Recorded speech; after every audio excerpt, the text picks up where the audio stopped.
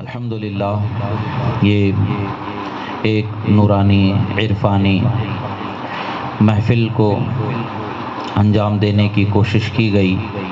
سجانے کی کوشش کی گئی۔ قابل صد مبارکباد ہیں مولانا سرفراز اشعری صاحب حفظہ اللہ اور تمام حاضرین بھی کہ انہوں نے ان کی دعوت پر اپنے قیمتی وقت کو قربان کرتے ہوئے ایک غذائے روحانی کو اور اللہ کی رحمت کے حاصل کرنے کو یہاں جمع ہوئے۔ الحمدللہ یہ نعمت بڑی نعمت ہے۔ این سعادت بزور بازو نیست تانہ بخشد خدائے بخشندہ۔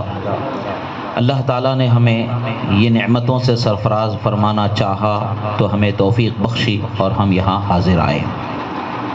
یاد رکھیں کہ اللہ کا کلام ہمیں یہ بتاتا ہے کہ تقوی اور صحبت یہ دو چیزیں ہمارے لیے ضروری ہیں۔ اللہ سے ڈرنا اور اللہ کے نیک بندوں کی صحبت اختیار کرنا۔ اور پھر اللہ کے رسول صلی اللہ تعالیٰ علیہ وسلم ارشاد فرماتے ہیں علیکم بسنتی و سنت الخلفاء الراشدین، تمہیں ضروری ہے کہ میری سنت پر پابند رہو اور میرے خلفائے راشدین کی سنت پر پابند رہو۔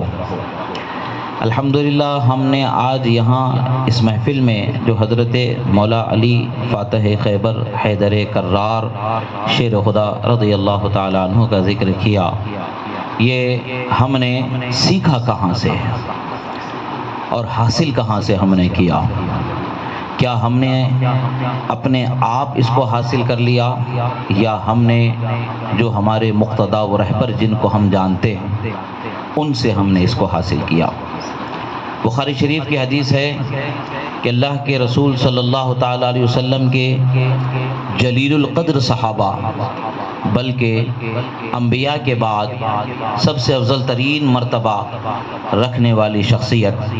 حضرت ابوبکر صدیق رضی اللہ تعالی عنہ کا ارشاد گرامی ہے، ارقبوا محمدًا فی اہل بیتہ، یعنی محمد عربی صلی اللہ تعالیٰ علیہ وسلم کا قرب اگر چاہتے ہو تو ان کی اہل بیت سے محبت کرنے والے ہو جاؤ۔ تو خلفائے راشدین کی سنت کو لازم پکڑنے کو اللہ کے رسول نے فرمایا، ان کے طریقے کو لازم پکڑنے کو اللہ کے رسول نے فرمایا، اور خلیفہ برحق افضل البشر بعد الانبیاء بالتحقیق حضرت ابوبکر صدیق رضی اللہ تعالیٰ عنہ کا ارشاد گرامی کہ رسول اللہ کا قرب اگر چاہتے ہو تو اہل بیت سے محبت کرنے والے ہو جاؤ۔ یعنی جو عین تعلیم اسلام، عین تعلیم دین محمدی، اس کو جو افضل البشر بعد الانبیاء ہے، جنہوں نے ہم تک یہ راز عطا فرمایا اور پہنچایا کہ قرب مصطفیٰ قرابت مصطفیٰ کی محبت سے حاصل ہوتا ہے۔ اسی چیز کو اللہ تعالیٰ نے قرآن مجید میں ارشاد فرمایا لا اسألکم علیہ اجرا الا المودۃ فی القربى، اے حبیب آپ فرما دے میں تم سے کچھ نہیں چاہتا سوائے اس کے کہ میری قرابت داروں کی، میرے اہل بیت کی محبت کرنے والے ہو جاؤ۔ اللہ کا شکر ہے کہ ہم صحابہ اور بالخصوص خلفائے راشدین کے برحق ہونے کا یقین و ایمان رکھتے ہیں اور اہل بیت کی محبت میں اپنے آپ کو قربان رکھتے ہیں۔ ان کی محبت میں قربان ہو جانا ہم اپنی سعادت مندی و معراج سمجھتے ہیں، بلکہ یہ فرمان خداوندی جو اہل بیت سے محبت کو لازم رکھنے کا یہ فرمان عام ہے، صحابہ کرام بھی بالخصوص اس میں شامل ہیں اور قیامت تک کا ہر مومن اس میں شامل ہے۔ تو ایک اعتبار سے قرابت مصطفیٰ کا ایک الگ امتیاز اللہ تبارک و تعالیٰ نے قرآن میں برقرار رکھا۔ پھر رسول خدا صلی اللہ تعالیٰ علیہ وسلم نے فرمایا انی تارک فیکم الثقلین ما ان تمسکتم بہ لن تضلوا بعدی، او کما قال رسول اللہ صلی اللہ علیہ وسلم میں تمہارے درمیان دو مضبوط چیزوں کو چھوڑ کر کے جا رہا ہوں، ایک تو اللہ کا کلام قرآن مجید ہے، دوسرا میری اہل بیت ہے۔ اگر تم ان کے دامن کو تھامے رہو گے ہرگز ہرگز گمراہی تم سے نہیں ہوگی، یعنی تم گمراہ نہیں ہوگے۔ پھر مسلم شریف کی حدیث ہے، آپ فرماتے ہیں وَلَن يَتَفَرَّقَا حَتَّى يَرِدَا عَلَيَّ الْحَوْض فَانظُرُوا كَيْفَ تَخْلُفُونِي فِيهِمَا، فرمایا وَكَمَا قال کہ میری اہل بیت اور قرآن کبھی ایک دوسرے سے جدا نہیں ہوں گے یہاں تک کہ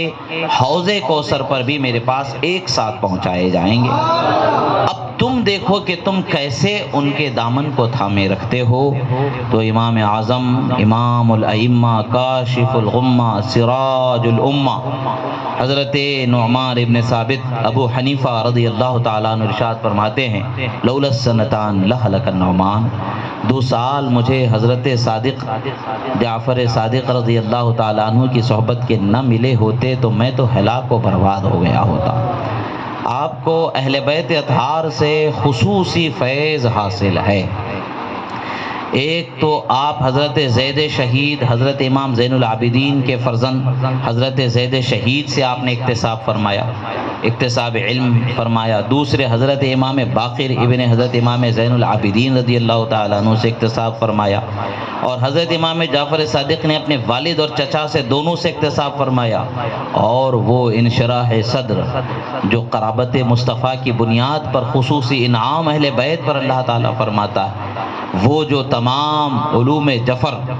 جس کے اسرار و رموز کو کشادہ کرنے والے، کھولنے والے، وضوح کے ساتھ بیان کرنے والے، جن کو امام اہل سنت حضرت امام جعفر صادق رضی اللہ تعالیٰ عنہ قرار دیتے ہیں، بیان فرماتے ہیں، مولا علی شیر خدا کے خصوصی علوم جو اللہ پاک نے رسول پاک صلی اللہ تعالیٰ علیہ وسلم کے ذریعے انہیں عطا فرمایا، ان علوم کے جامع اور منبع جس ہستی کو کہا جاتا ہے، اور ان علوم کو ظاہر کرنے، آسان کرنے والے، واضح کرنے والے اور اہل تک پہنچانے والے امام جعفر صادق رضی اللہ تعالیٰ عنہ ہیں۔ آپ اعلیٰ حضرت فرماتے ہیں کہ یہ علوم تو اہل بیت کا خاصہ، یہ علوم جفر جو علوم روحانیہ ہیں یہ اہل بیت کا خاصہ ہے، امام اہل سنت فرماتے۔ بہرحال تو ان کی خدمت میں آپ حاضر رہے، اور حضرت روایتوں میں ہمیں یہ ملا، یہ عبارت یہ ہمیں پڑھنے کو ملا، کبھی موقع ہوگا تو اس پر تفصیلی ہمارا خطاب انشاءاللہ حضرت کی دعاؤں کے ساتھ کبھی ہوگا، کہ حضرت امام اعظم ابو حنیفہ رضی اللہ تعالیٰ عنہ کے مرشد جس کے ہاتھ پر آپ نے بیعت کی تھی وہ حضرت عبداللہ محض رضی اللہ تعالیٰ عنہ۔ حضرت عبداللہ محض یہ حضرت امام حسن مجتبی کے بیٹے حضرت امام حسن مصنع رضی اللہ تعالیٰ عنہ کے فرزند ہیں۔ آپ کی والدہ حضرت امام حسین شہید کربلا کی دختر، اور آپ کے والد حضرت امام حسن مجتبی رضی اللہ تعالیٰ عنہ کے فرزند، ان کے فرزند حضرت عبداللہ المحض رضی اللہ تعالیٰ عنہ ہے۔ ان کے دستے مبارک پر آپ نے بیعت فرمائی، اور آپ کے بعد آپ نے علوم ظاہری و باطنی کی تکمیل یہ 3 بزرگ ترین شخصیتوں سے فرمائی، اور آخر کار جب تکمیل علوم باطنی حاصل ہو گئی اور ولایت کا وہ مرتبہ فردیت عطا فرمایا گیا، تو پھر آپ نے فرمایا لولا السنتان لہلک النعمان، اگر 2 سال مجھے نہ ملے ہوتے تو میں تو ہلاک و برباد ہو جاتا۔ اور یہ وہ امام ہے، امام اہل سنت ہے، امام اعظم ابو حنیفہ رضی اللہ تعالیٰ عنہ، کہ جن کے متعلق سے حدیث مبارکہ کا مفہوم ان کی ذات پر منطبق ہوتا ہے۔ اہل علم، اہل عرفان اس بات کی تائید کرتے ہیں کہ اللہ کے رسول صلی اللہ تعالیٰ علیہ وسلم نے ارشاد فرمایا لو کان العلم علی ثریا لنال رجل من اہل الفارس، او کما قال رسول اللہ صلی اللہ تعالیٰ علیہ وسلم، کہ اس حدیث کے مصداق علماء اور حدیث کی شرح کرنے والے شراح جلیل القدر ائمہ حضرت امام اعظم ابو حنیفہ رضی اللہ تعالیٰ عنہ کے ذات گرامی کو ٹھہراتے ہیں کہ آپ اس حدیث کا مصداق ہیں۔ اور اب ہم دیکھتے ہیں کہ سرکار کا یہ فرمان کہ اگر علم ثریا کی چوٹی پر، بلندی پر بھی ہوگا تو اہل فارس میں سے ایک شخص ہوگا کہ اس علم کو وہاں سے پالے گا۔ تو اب ہم دیکھتے ہیں امام اعظم فرماتے ہیں کہ لولا السنتان لہلک النعمان، تو 2 سال میرے نہ ملتے امام صادق کی صحبت کے تو میں تو ہلاک ہو جاتا۔ پتہ چلتا ہے کہ جہاں امام اعظم کی عظمت و جلالت علمی بیان ہو رہی ہے، وہیں ثریا علم کا حضرت جعفر صادق کو بتایا جا رہا ہے کہ آخری کلام کی حد کو آپ نے پا لیا، قمت العلم جسے کہا جائے، یعنی وہ بلندی، وہ چوٹی جسے آپ نے حاصل کر لیا، جس کا رسول اللہ نے فرمان وہ حضرت جعفر صادق کی صحبت سے، یعنی حاصل یہ ہے کہ اہل بیت اطہار سے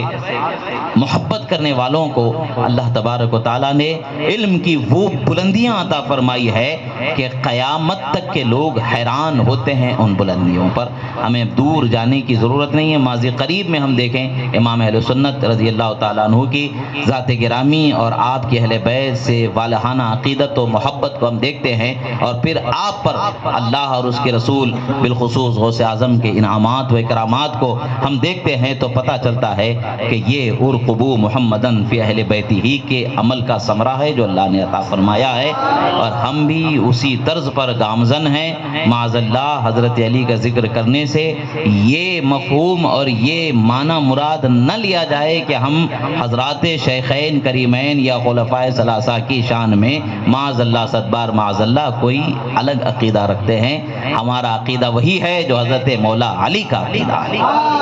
اور اسی پر ہم قائم ہیں۔ مولا علی نے فرما دیا کہ اللہ کے رسول کے بعد خیر الناس کون ہیں؟ تو حضرت ابوبکر صدیق، پھر حضرت عمر فاروق رضی اللہ تعالیٰ عنہم الی آخرہ، یعنی ہمارا عقیدہ اہل سنت ہے، ہم اسی عقیدے پر گامزن ہیں۔ اہل سنت کی ایک پہچان ہے کہ وہ اہل بیت کی والہانہ محبت کرتے ہیں، اور ہم اس پہچان پر قائم ہیں۔ ناصبیت خارجیت غالب آنے کا ایک موقع یہ بھی ہے کہ ہم اپنی پہچان کو چھپانے لگیں۔ اگر ہم اپنی پہچان کو اجاگر کرنے لگیں تو ادھر ناصبیت و خارجیت کا بھی جنازہ نکلے گا، ادھر ضلالت و رافضیت کا بھی جنازہ نکل جائے گا، اور اہل سنت کا بول بالا ہر زمانے میں ہوگا۔ الحمدللہ اہل سنت کے مشرب حقیقی، مسلک حقیقی پر، سلسلہ عالیہ قادریہ کی تعلیمات پر، غوث اعظم کی تعلیمات پر ہم سگان غوث اعظم قائم ہیں، اور ہم سے وابستہ، ہماری خانقاہ سے وابستہ ہر فرد اسی طریقے پر، اسی مسلک پر قائم رہے گا۔ قائم رہنا ضروری ہے۔ اس مسلک سے، اس مشرب سے، اس طریقے سے وہ روگردانی کرتا ہے، ہٹتا ہے تو اپنے عمل کا وہ خود ذمہ دار ہے، ہم اس سے بیزار ہیں۔ اہل سنت کے طریقے پر قائم رہنا اور چلنا ہی ہماری خانقاہ کی تعلیم ہے، اور اسی پر ہمارا یہ قول تمام ہے۔ اللہ تعالیٰ کی بارگاہ میں دعا کریں گے کہ اللہ تعالیٰ ہمارے ہر قول و فعل کو معاف فرمائے، جو اس سے ہم سے جو غلطی ہوئی بولنے میں، سننے میں، سمجھنے میں، عمل کرنے میں، چلنے میں بھی جو کچھ ہم سے غلطیاں ہوئیں اللہ معاف فرمائے، اور ہمیں اس محفل کی برکتوں سے مالا مال فرمائے۔ سرکار غوث اعظم کی نعمتوں سے، رفعتوں سے، ان کی کرامتوں سے ہمیں فیض کا حصہ عطا فرمائے، دنیا و آخرت میں ہمیں کامیابی کی زندگی عطا فرمائے۔ اقول قولی ھذا استغفر اللہ لی ولکم ولسائر المؤمنین وما علینا الا البلاغ المبین برحمتک یا ارحم الراحمین۔ الحمدللہ رب العالمین۔